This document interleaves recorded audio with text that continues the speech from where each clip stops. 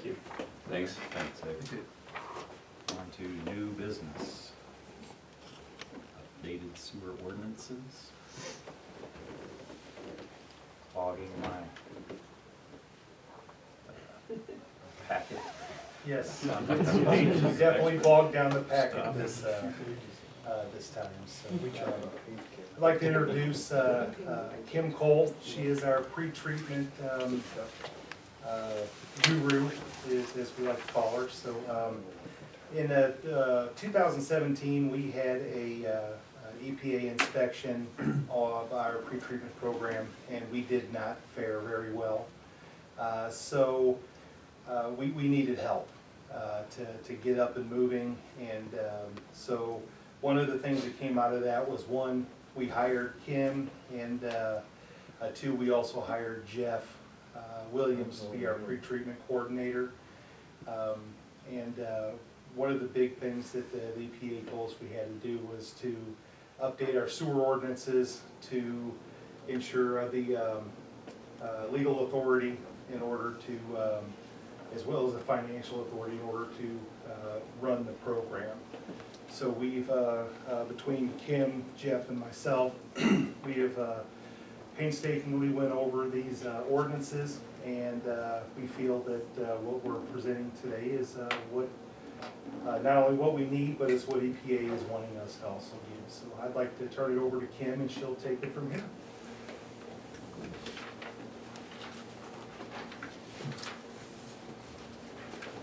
Good evening. I think I'm going to keep it brief and just go over kind of a timeline, a order of events that has to happen, and then I'll just do a little bit of background, and if you guys want more detail, then I'm happy to talk as long as you guys want. But basically, this step that we're at is called endorsement.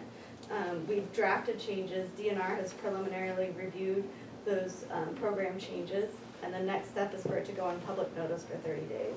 After it comes off public notice, that's when City Council would actually adopt the new code. So this step that we're asking for tonight is just the board's continued support and funding and understanding that what we're doing here is providing the authority that the board needs to adequately implement its program. So as part of that public notification process, DNR asks for documentation that the board and City Council has endorsed these modifications that are being proposed. So then to backtrack a little bit, what's actually being proposed is there are several components to a pretreatment program, but the foundation is the city code that gives the legal authority to be able to implement the program. Along with that code, there's an enforcement response plan, and there are calculations that back up the numbers that are in the code. The calculations are called local limits, meaning they're specific to Hannibal, based on the receiving stream and the biosolids, the application, the disposal technique for the biosolids. So that's why they're called local. So we have calculations, we have a report summarizing the calculations, and then the enforcement response plan takes the legal authority that's in the code, such as being able to issue violations, being able to issue fines, and it puts it into a plan where you can make sure you provide consistent enforcement to all the industries. I can back up a little bit more. We're talking wastewater, and we're talking about industries. Some industries have their own permits from the state, but since Hannibal has industries that discharge inside city limits, they put their wastewater into Hannibal's collection system. So this program allows Hannibal to regulate, make sure the collection system stays safe. You don't want hazardous gases in the collection system, and it prevents industries from sending big slugs of chemicals. Jeff has to go and inspect the facilities and make sure they're not storing chemicals where something could be ruptured and send really bad chemicals. That the wastewater treatment plant is a biological process. So if there's a chemical that disrupts that biology, then that can cause you to violate your NPDES permit. So the whole point of the pre-treatment program is to allow Hannibal to regulate industries so that they can protect their ability to maintain compliance with the permit from the state. So I can keep talking, or if you guys have questions. What? Yeah. I got a question. So our existing city codes and ordinances around pre-treatment were developed in like 1980s, Yeah, 1990s? yes, actually, I just reviewed that from the inspection the other night. So the pretreatment standards at EPA were promulgated in 1983. And from what I read in the EPA inspection report, you guys first adopted an ordinance in 1984. You developed local limits in, I think, 92, but we don't have any documentation on what the basis was for those numbers. The streamlining rule, they call it streamlining, meaning it's supposed to be more efficient. So a lot of the changes that we're proposing to adopt with this code update make it less stringent for facilities. For example, you can have a waiver, if you can show documentation that a pollutant isn't there, then you don't have to sample it anymore. The old code didn't allow that. The current code, which wasn't an EPA requirement, but it required a new permit every year, EPA allows up to 5 years. Up to, you don't have to issue it for 5 years. So a lot of the changes provide more flexibility to Hannibal and how they operate and implement the program. So basically, we haven't had an update since it began in 92 or 83 Yes. or whatever. Right. What, if somebody, so if we find out that an industry in town is out of compliance, what mechanism does this new code give us to force them into compliance? Well, the ultimate mechanism is you can stop sewer service. You can either turn off their water or put a plug in their pipe so they can't discharge water. That would be the extreme circumstances. But there's the enforcement response plan, which you guys have a copy of in that 200-page packet. But it'll show you, like, if there's a numerical violation, but it didn't impact the plant, it can be as simple as calling the industry and saying, hey, let's talk about what happened. What can we do to make sure this doesn't happen again? And before Christmas, we had all the industries come in here to this room, and we talked about the pretreatment program. I think a big hole in maintaining compliance is the industry is not understanding what they have to do. So I feel like Jeff and George have been working really hard on communication with the industries, and we've been developing reports that they submit to Hannibal to make sure all those required components are there. Because typically it's something silly like not signing the certification statement that causes a violation. So we're trying to take care of a lot of those minor violations. And most of those minor violations, like you said, are either a documented phone call or a letter that's documented. Yeah. Doesn't get to the level of shutting the water off unless it's How really. is it going with the industries? That going well? I mean, are they receptive to that? Yeah, they all seem really receptive. Watlow was that industrial waste survey, that was one industry that was determined to be categorical, meaning regulated from the federal government, so they were brand new to the program. But they've been cooperative and understanding and responding to everything we've been asking. So We haven't gotten any negative feedback. No, they're pretty much buying into the, They are, I think yeah. three of our permittees are categorical, right? Mhm. Which means there's a federal standard that we're required to have that meet. for their effluent. Yes, based on the manufacturing process that they perform. So metal finishing is one, for Metals, example, heavy where metals. they put chromium on the outside of the parts they're manufacturing. So chromium can be bad for your wastewater. Hexavalent chromium, Yes, hexchromium, yeah, hexavalent 6. yes, exactly. Aaron Brockovich, yeah. So we have four pretreatment, industrial pretreatment permits. Three of them are categorical, and the one is based on volume. Yeah, and you'll see the, what did we learn going through the program update? Just based alone on Hannibal's population, the conventional pollutants are close to capacity for the treatment plant. The conservative, meaning they don't go away, the metals, you have lots of capacity because you discharge in the Mississippi River.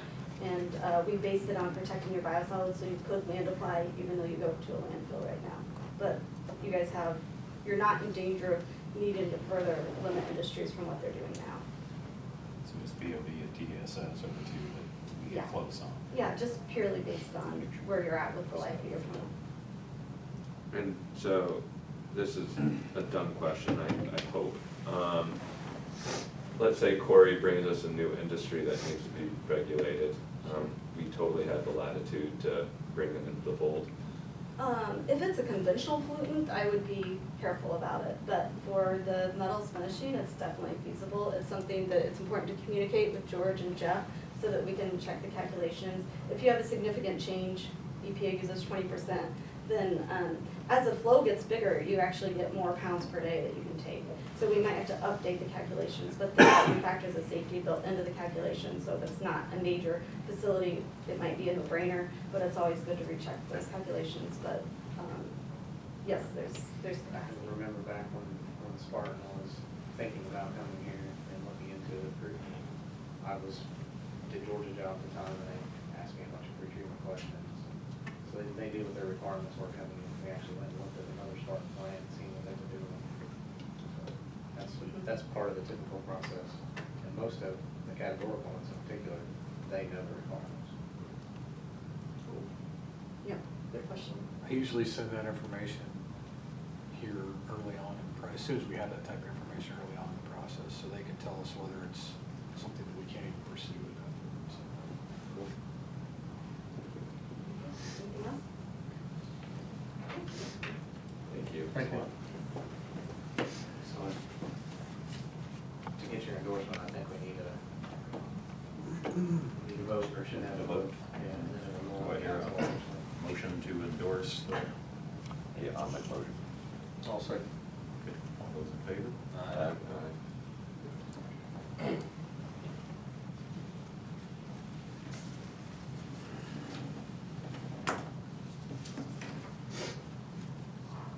next up, adopting the HBPW safety manual.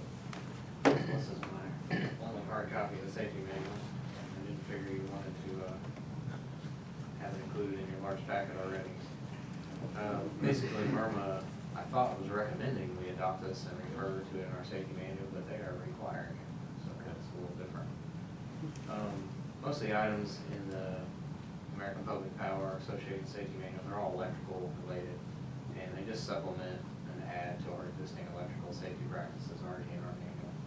So basically, there would just be a, sentence saying we refer to the latest HBPW safety manual and all our practices. So I'm recommending we adopt the manual and all its recommendations. I'll make a motion. Second. All those in favor? Aye. I think that Jared, you already knew about this, right? So I did actually. Good with that, okay. It's part of the RP3 questionnaire too. Right. And there is a resolution for you to sign. All right. Put it in there. Next up, company vehicle policy. Yep, this is a new item. We had an existing policy from about 2009 that was past due on updating. So me and Beverly, HR personnel director, did a little bit of investigating with some other utilities in Missouri, similarly sized, to see what they had for as far as a company vehicle usage policy before we drafted what we have. So a couple things that I found that were interesting that I included in the new policy. It's uniform for non-union and supervisory personnel. The old policy did not mention supervisory personnel. So it's uniform throughout the company, which just makes sense, much easier for everybody to follow the same policy. Also reached out to Myrna, got their input on insurance coverage and stuff like that. So they got some input on it. All the policies research do not allow anybody not performing company business in the vehicles, so that seems to be a no-brainer that can be included in the policy. Some of the policies require the use of a company vehicle for after-hours responses for safety and response time purposes. Having someone respond in their minivan is a liability and safety issue. So someone took care of that by just requiring it.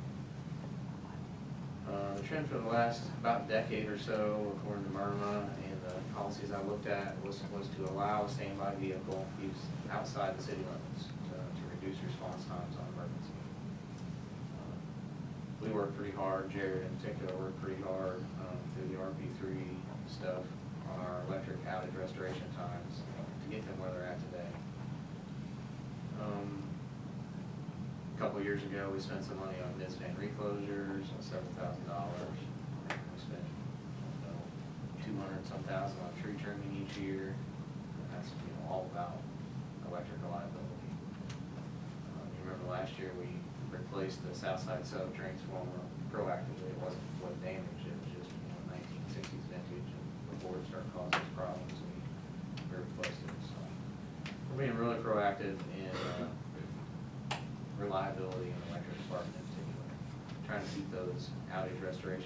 where they're at in the 40 to 50 minute range. The national average is like 60 to 70 minutes, so we're where we want to be. And we spend a lot of time and effort in that, and I like to continue providing that level of service.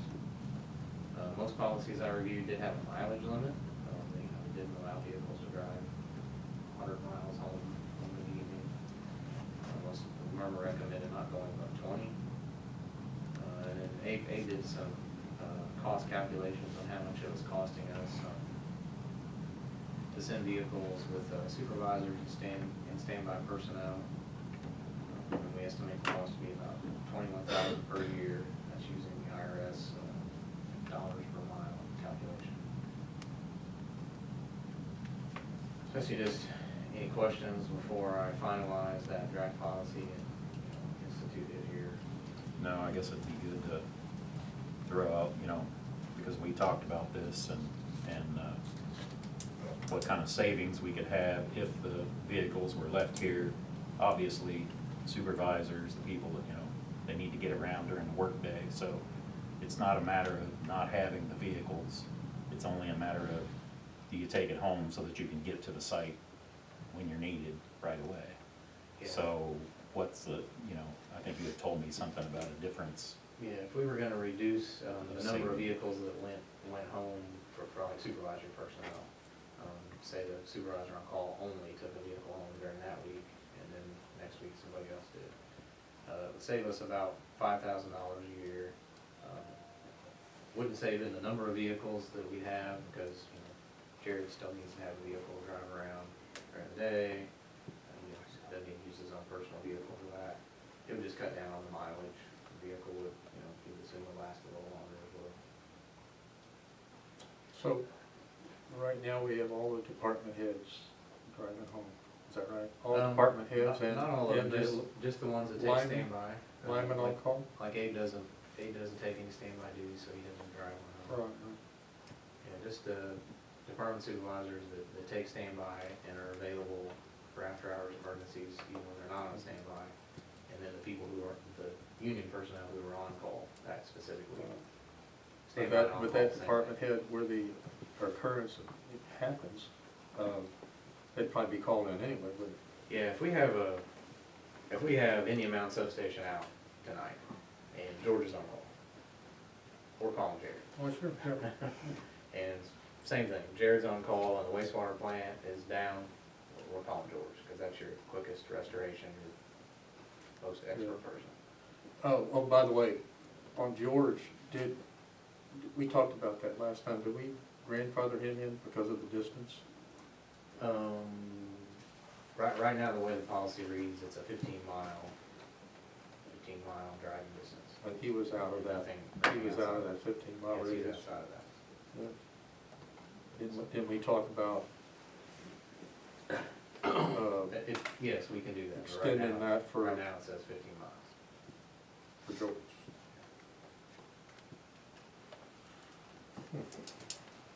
Well, I guess, in my mind, the $5,000 probably isn't worth saving that amount of money and still have some issues with respect to response time for the individuals that need, with the expertise, so. Yeah, my recommendation would be the $5,000 is worth spending to have. Right. So, Oh, I like that response time, we're like, what, 40 minutes, opposed to their 60, something like that, in this whole state, right? That's throughout the nation in municipal utilities. so to reframe it, $5,000 is the cost we pay essentially for a quicker response time. For supervisory personnel, yes. Yeah. The total cost is $21,000 per year. But I'm okay with that being the cost for fast response times. I am too. I think We just- it's a lot less than probably what people thought and what I thought when I initially brought this up, so. Our vehicles are a little more noticeable than some other Right. city department vehicles. We have more of them, and we have 70 employees, so we have more people. Now that we have the new stickers, they're even more noticeable. Really good looking. But other municipal treatment works have these policies they all, Very they have similar, them, I yeah. almost So it's, verbatim borrowed one from the it's architect. not like we're doing something that nobody else is doing, and so, In the grand scheme of things, the $5,000 is a very small amount of money. Policy definitely needed to be updated though, it was, I mean, you've seen it, it was like 2 sentences, it didn't cover all aspects. well, thanks for providing all the info and having lots of arguments and. And Lenny, thanks for prodding us to get us there. Yeah. So we don't need to vote on the policy, right? I mean, No. you write the policy, put them in the policy manual and. Yep, I will institute that, You bet. as time allows, maybe March 1st or something. Go on that. Okay, well, thanks. Guess we'll move along then to needs assessment and master plan proposal from CMT. Yeah, this is an item we've been waiting on for a while. In November of 2018, we sent out a request for qualifications to local engineering firms and architect firms, and we put an ad in the paper as well.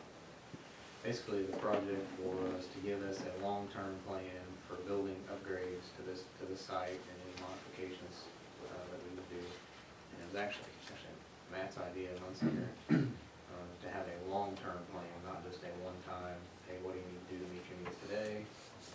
Kind of like the water system has a 20-year plan, that was kind of the same idea for this. That way, if we got a stormwater department in 3 months and it's 2 more people and 2 more pieces of equipment, where do you put it? Well, refer to the plan and it will give you suggested upgrade. Good idea, Matt. So we selected Crawford Murphy Tilly, CMT, is the most qualified firm. When we do engineering architectural services, you do it based on qualifications first, then you negotiate with the most qualified firm a contract. So in your packet is the scope of work and a pricing proposal from CMT to deliver 3 things. A needs assessment report, which basically is, they would meet with a lot of key staff. I mean, they really only met with me and Matt and Courtney, people grading the request for qualifications. They would meet with everybody and find out what they needed, what they thought what they want, what they need, all that stuff. And then they would develop a report based on that, help us prioritize items. Then they would give us a master plan document, which is the long-term, phase by phase document with, budgetary costs associated with it. And then they threw in there a topographical survey in case we needed it. My sense is we probably should have an updated survey. The other one is pre-2000. It's not electronic. I don't want to, recommend expanding the building that way 100 yards if there's some big, thumbed up thing there or something. We need to be aware of those things. I don't budgeted $25,000. As you can see, their total plan is, my math are right, we'll do $45,000, I believe, for all 3 of those items. 44. In the 44. Round. That's still a lot of money. In the 5-year plan, we had proposed to do the engineering / study work this year. Next year, we had proposed, next fiscal year starting July, we had proposed to do phase of construction, whatever priorities needed to be done. And that's all we had in there. We didn't know what, this master plan would give us the ability to plan that out in the 5-year, 10-year plan, and take out a phase at a time as money and priorities allow us to. Since we sent this document out, a couple things have happened, which CMT is aware of. The trailer, as you see, sitting out west of the property, is empty now and will be on Purple Wave for sale any day now. So that priority has kind of solved itself. Although we did kind of cram the 3 people, A being one of them, that were in there in smaller than normal spaces in this building. We're making it work, but it's not perfect. But we do not have any excess room for, if we hired somebody for stormwater, we don't have any room for someone. If we hire a piece of equipment for them, we also have room. So getting an outside view on what we could do would be very helpful to us.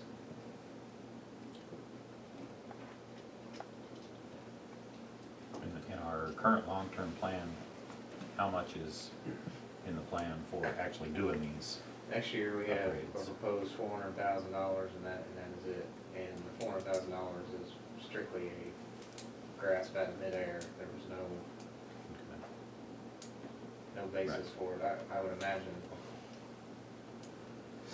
that will not be. In this master plan, will it, it won't have costs associated Yes, it will. with the different things? Yeah, that budgetary costs. Okay, That would have been playing out, several years worth of improvements. right. So, now you told us about this, do we have to vote on this? It's a contract with an engineer, so it would be best if you guys approve it, yes. Okay. Do I hear a motion to accept the I'll make a motion to approve. CMTs?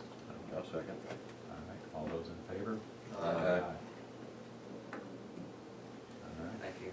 I don't know that it would be ready for our budget meetings, that we have, in the March, April, May timeframe. But it'd definitely be ready before our 5-year plan is instituted next winter. So we can go in there. So we may have to be selected, if we do any upgrades next fiscal year, we may have to be selected with what we do.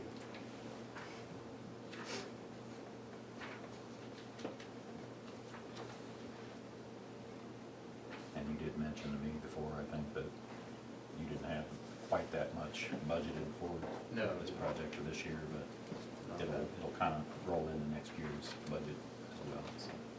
Yes, and after visiting with Abe, we have some other things that come in under. Okay, I was gonna say, if you got enough Should- money, then you don't have to should mess be with okay. that, so. Good. All right. And then, last item on new business is water treatment plant chloramine alternative project construction engineering modification.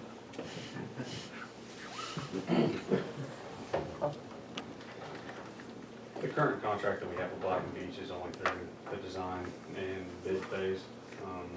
This will carry us on through the construction phase as well. It also helps clean up some of the items that we previously approved with additional GAC pilot studies and such. They're asking for a total of $288,600. What this is based upon is multiple sites or multiple trips up here during the week. If they don't have to be up here, they're not gonna be up here. The plan, I guess, is for myself to do daily stuff and only bring Black and Beach up when we need it, so. So does that mean if they don't come up as often as expected, it doesn't cost as much? That is correct. And the 75,000 for the first 3 items, that's work that's already been done? Is it kind of like a change order? or- Items 1 and 2 have been done, yes. Okay. Item 3, Oh, would be if we elected to use funds from, any bond proceeds to purchase more GAC material up front, based upon the financing, package that we're pursuing now. I don't see that happening, so that would just not be billed at that time. Okay. But it just gives us the latitude to do that if we felt.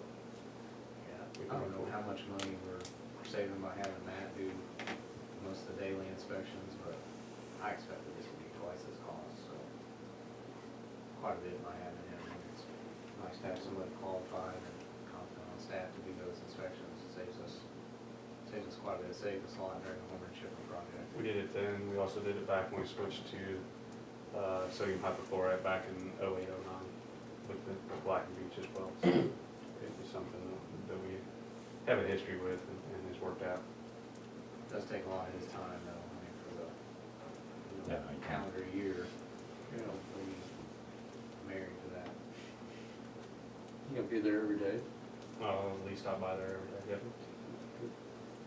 Yeah, one of the things Matt suggested during our pre-construction meeting on the 5th was, they were already gonna do monthly, they call progress meetings with Black and Beach.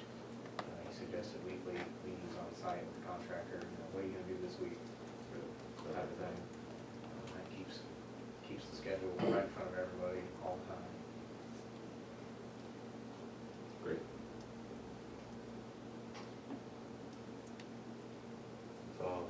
we'll need approval of this. Okay, do I hear I'll make a a motion. motion? I'll second. Okay, all those in favor? Aye. Thank you. Very good. Thank you. Thank you for your expertise, Matt, and helping us keep the cost down here. Thank you.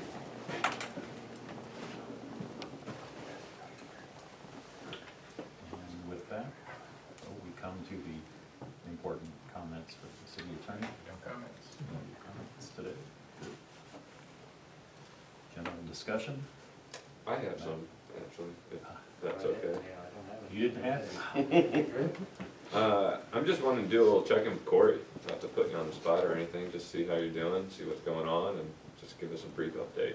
Sure, so, yeah, so I think you've probably seen some of the reports that have come out, and we should probably have received them maybe even yesterday.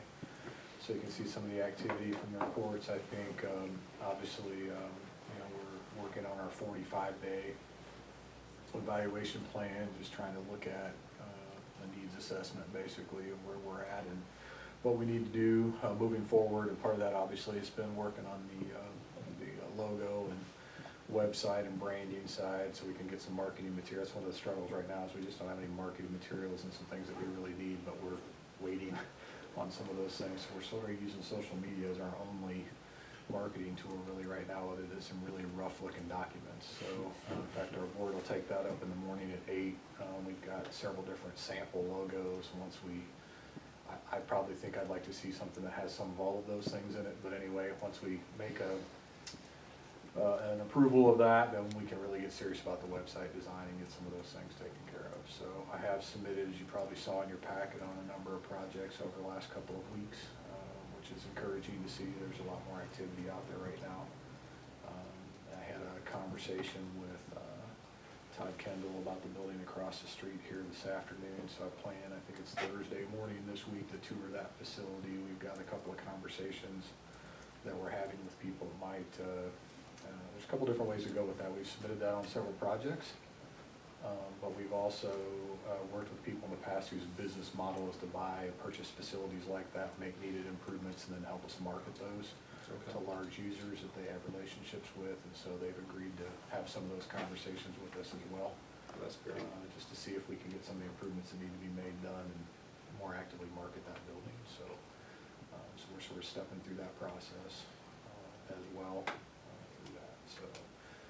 We've been negotiating, as I think I mentioned to you last time, with MU Extension to try to add an SBTD position for small business counseling. The shutdown obviously slowed things down there, and then probably what some people aren't aware of yet is the federal government still hasn't approved the budget for SBA, which is where the funding comes from the federal side for those programs. And so, we're still waiting for that opportunity, but it sounds like we'll likely have a full-time position here in our office for that. So Great. if you have other questions off the report that you saw specifically, I'm happy to answer them. But Really? Is our chloramine project included in your marketing